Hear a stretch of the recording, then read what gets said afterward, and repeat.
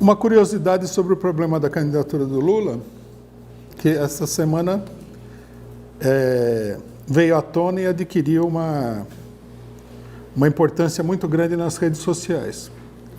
O Diário Causa Operária lançou um meme, né, onde aparece o Lula. Era uma foto, né? Então, na foto, alguém colocou um cartaz do lado do Lula. A gente tirou os dizeres e colocou: abaixo a lei da ficha limpa. E o meme teve mais de 2 milhões de visualizações. A direita entrou na discussão assim, só faltou morrer gente online. Né? Falei, ó, algum desses direitistas aqui vai ter um filho digital, né? Tal nível de histeria. Aí os jornais, aí teve uma repercussão nos jornais, vários jornais nos atacaram, falando que nós estamos querendo o fim da ficha limpa porque nós defendemos o Lula.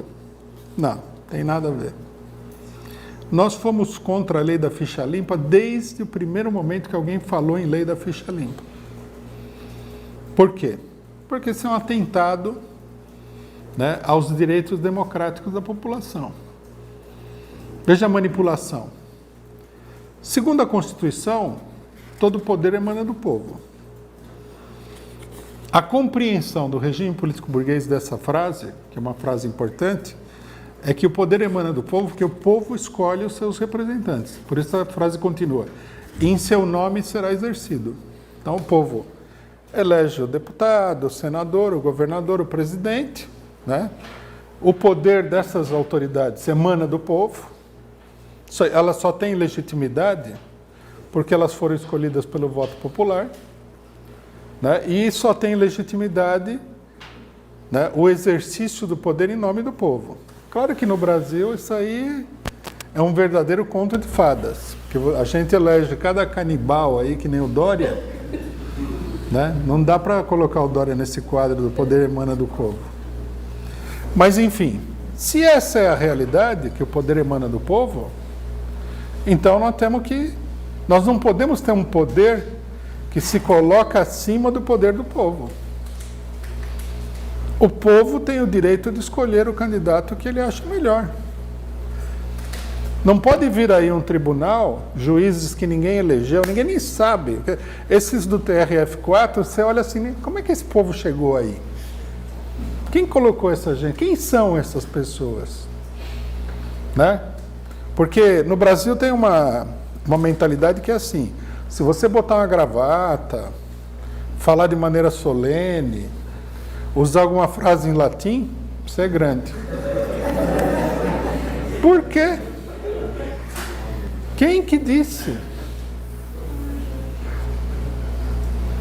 E depois a gente vai verificar, como a gente tem verificado sempre, que são os ignorantes absolutos. Medíocres, eles não sabem nada de nada. Eles não merecem respeito de ninguém. Provavelmente, sei lá, fizeram um concurso, foram escolhidos por alguém, sei lá eu. Né? Quem são essas pessoas? Como elas estão aí, a burguesia fala assim: você tem que respeitar essas sumidades. A gente respeita porque senão vai em cana, porque se não fosse isso, não é respeitar nada. E também só respeita no limite, né, daquilo que afeta diretamente a possibilidade de prisão. Por exemplo, eu aqui falando, exercendo meu livre direito de manifestação, eu não tenho que respeitar nada. Eu nem sei quem são essas pessoas aí.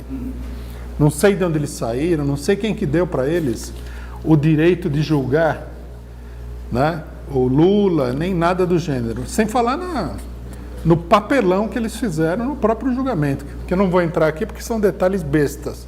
Porque todo dia esses juízes passam por cima de todas as leis da maneira mais escandalosa possível. Então, você não pode, na hora da eleição, ter os juízes lá, que são iguais ao Sérgio Moro, esses do TRF4, falando: esse você pode votar, esse você não pode votar. Aí tem, logicamente, que para respaldar essa loucura, você tem a classe média coxinha, que é mais ignorante e mais burra ainda do que esses juízes. Por isso eles também admiram os juízes, né? Porque o asno de baixo admira o asno de cima. Então eles falam o seguinte: mas como nós vamos votar numa pessoa que cometeu um crime? Ora, meu amigo, isso de cometer um crime, primeiro precisa ver se ele cometeu mesmo, porque os tribunais não são confiáveis. Veja que no Brasil está cheio de gente em prisão provisória. As ilegalidades são totais e a gente vê quando vem a público nos jornais. Caso, por exemplo, do Sérgio Cabral, que é tratado como se ele fosse o Hannibal Lecter. É uma ilegalidade isso daí. A gente pode não gostar do Cabral, mas não gostar do Cabral não vai me levar a provar nada do que fizeram com ele. Muito pelo contrário. Que o homem está sendo despojado dos seus direitos de uma maneira escandalosa é um fato. Então você nem sabe se a pessoa cometeu nenhum crime. Ela pode estar na cadeia de alegre. E acontece muito isso daí. Segundo, como pessoas muito inteligentes já falaram antes, crime é uma coisa relativa. O que hoje é crime, amanhã não é crime. Vamos dar um exemplo. Até o ano passado, no Uruguai, você vender maconha era crime. Agora não é mais. Lei seca. Né? Por exemplo, adultério, homossexualismo, pedaladas. Ah, não. Os crimes administrativos, então, são mais idiota, porque as regras administrativas podem ser mudadas a qualquer momento. O crime administrativo é um crime menor. Hoje você só pode gastar 9%. Amanhã é 15%. Bom, ninguém pode ser considerado assim o Jack o Estripador, que gastou 2% a mais do que estava previsto na lei. É muito, ainda mais num país caótico que nem o Brasil, né? Onde todo mundo passa por cima dessas leis administrativas. Tem a lei de que você não pode... Na Constituição ficou aprovado que os juros não podiam ser superiores a 12%. Vai procurar. Lógico que não aconteceu. Então, quer dizer, o crime é uma coisa muito relativa. É só o bitolado de classe média que acha que é uma coisa absoluta. Ela não é uma coisa absoluta. Muita coisa que foi crime no passado, hoje em dia já não é mais crime. Muita coisa. Né?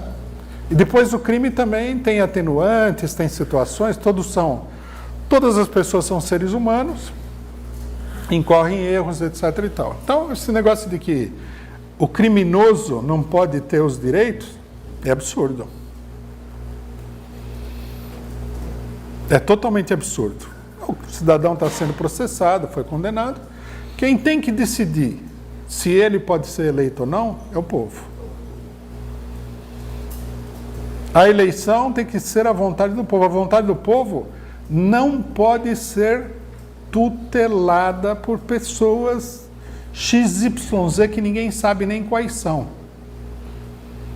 Não é porque o cidadão foi indicado para ser membro do TST, Tribunal Superior Eleitoral, TSE, Tribunal Superior Eleitoral, que ela tem o direito de passar por cima da vontade do povo. E eu vou dar um exemplo para vocês, que é um exemplo muito importante.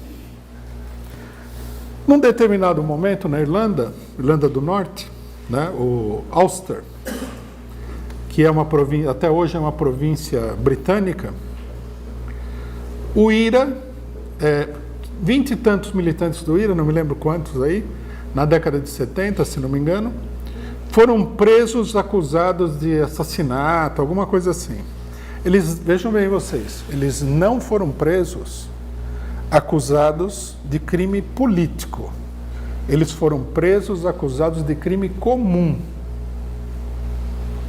Né? Na cadeia, eles fizeram várias manifestações pedindo que a coroa britânica reconhecesse o direito deles de serem considerados presos políticos, o que nunca foi reconhecido. Então eles eram presos comuns, que nem qualquer preso aí, né, nesse depósito de carne humana que são as prisões brasileiras, como qualquer um outro, tá certo? Eles começaram a greve de fome. E o líder que foi o primeiro que começou a greve de fome, ele entrou em estado de coma. Aí havia eleições. Então, os partidários dele fora da cadeia lançaram a candidatura dele a deputado. Para mostrar, né, que o povo não concordava com o que estava sendo feito com eles na cadeia. E ele ganhou a eleição. Isso é democracia, nesse sentido, né? Não vamos extrapolar. Essa é uma maneira democrática de fazer a eleição. Ele estava preso, ele estava acusado injustamente de crime comum, sendo que ele era um preso político. Eles estavam reivindicando o status de preso político, lançaram a candidatura dele, ele estava na cadeia, estava em greve de fome, estava em estado de coma e foi eleito. A lei da ficha limpa é uma lei profundamente antidemocrática. Nós falamos isso desde o começo porque nós, como partido político, nós temos que ter a sabedoria de perceber quais são as consequências de uma determinada lei. Você não precisa esperar que aconteça para falar isso aqui vai dar problema. Bom, e vejam vocês, né? Vejam vocês. Eu acho que até na época a gente usou exemplos assim. Imagine que prendam o Lula por acusado de um crime comum. Agora nós temos o caso rei da ficha limpa, o Lula.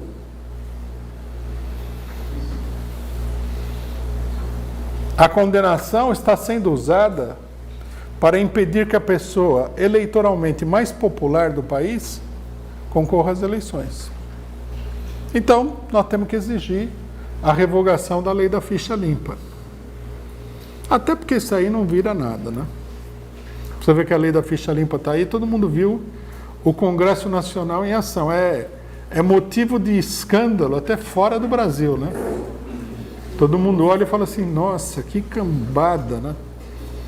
O pessoal deve pensar que nós somos uns retardados aqui no Brasil de ter eleito aquele Congresso, né? Então isso daí teria que ser combatido.